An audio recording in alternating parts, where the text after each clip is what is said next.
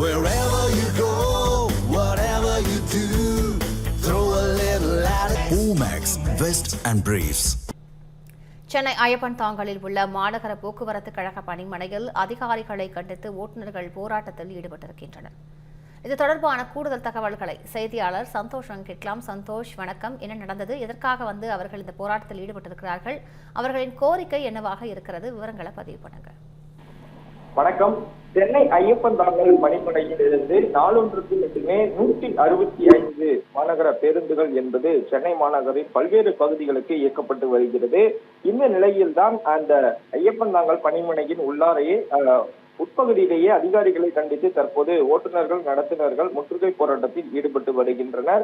குறிப்பாக பல்வேறு பகுதிகளுக்கு இயக்கப்படக்கூடிய முக்கிய பேருந்து பணிமனையாக ஐயப்பன் தாங்கல் இருந்தாலும் கூட அங்கு இருக்கக்கூடிய பேருந்துகளை இயக்கக்கூடிய ஓட்டுநர்கள் நடத்துனர்கள் இடையே பல்வேறு கருத்து வேறுபாடுகள் என்பதும் தொடர்ச்சியாக நிலவி வருவதாக கூறப்படுகிறது. இந்த நிலையில் தான் ஓட்டுநர் பணிக்கு வந்தால் நடத்துனர் பணிக்கு வருவதில்லை. அதே போல ஓட்டுநர் நடத்துனர்கள் பல்வேறு ஒழுங்கின நடவடிக்கைகளும் ஈடுபட்டு வருவதாக அதிகாரிகள் தொடர்ச்சியாக இதற்கு முன்பாகவே குற்றம் என்பதனை சாட்டி வந்திருந்தனர்.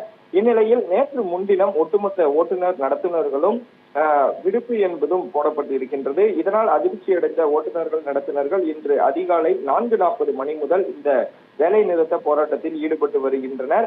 இதுவரை இந்த பணிமனையிலிருந்து ஒரு பேருந்து கூட தற்போது வெளியே வரவில்லை. மேலும் பணிமனை உட்பகுதியில் இந்த முற்றுகையிடக்கூடிய போராட்டம் என்பதும் ஈடுபட்டு வருவதால் அவர்களிடம் அதிகாரிகள் பேச்சுவார்த்தை நடத்தி இருக்கின்றனர். அதிலும் அவர்கள் வேலை நிறுத்தத்தை தொடர்வதால் சென்னையினுடைய பல்வேறு பகுதிகளில் இருந்து செல்லக்கூடிய பேருந்துகளினுடைய சேவை என்பது இப்போது தடைப்பட்டு இருக்கிறது.